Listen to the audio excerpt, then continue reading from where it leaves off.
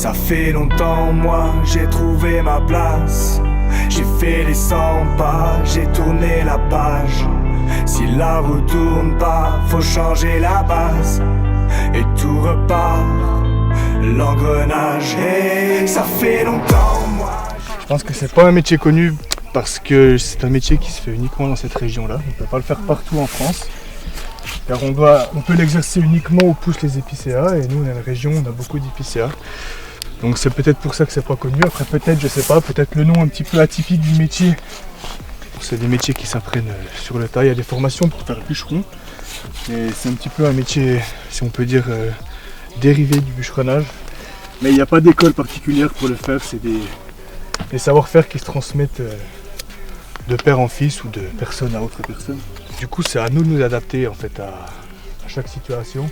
Donc il n'y a pas une machine qui peut s'adapter à chaque écorce comme nous on peut le faire. Donc ça n'a pas vraiment le fait que les technologies soient développées, ça n'a pas vraiment changé la façon de travailler. Les avantages, comme une journée comme aujourd'hui, ensoleillée, il fait pas trop froid, c'est d'être dehors quand même malgré tout, au calme. Après c'est sûr que ça devient vite un inconvénient suivant la période à laquelle on travaille. Donc l'hiver c'est plus un inconvénient qu'un avantage. Et puis étant donné que on travaille pour nous, donc on n'a pas d'impératif en termes d'heures, on a juste un impératif en termes de production en gros. I've been doing it for a month. As you can see, I'm not as fast as Ellie. It's hard. It's not easy. It looks easy, but it's not, you know. And to be as fast as Ellie, like, it's probably gonna take me a while. Mes grains de sable, c'est perdu sur la plage. Non. Donc comme vous voyez, ils amènent les sangles ici et on les passe dans cette machine pour les calibrer en épaisseur. Et ensuite moi je les attache en paquet de 25, un élastique à chaque extrémité.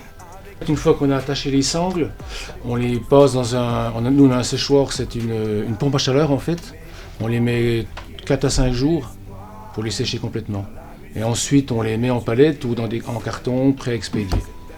Donc en fait, oui, nous on fabrique les sangles pour les Delles de Clairon. C'est un fromage qui est artisanal, qui est fabriqué toute l'année. Et c'est un peu le même type que le Mont d'Or.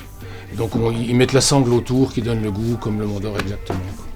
C'est assez spécial comme métier, mais bon, le parcours est assez simple. Il faut prendre contact avec des bûcherons, des scieurs, et puis aller en forêt, puis commencer à exercer le métier, quoi.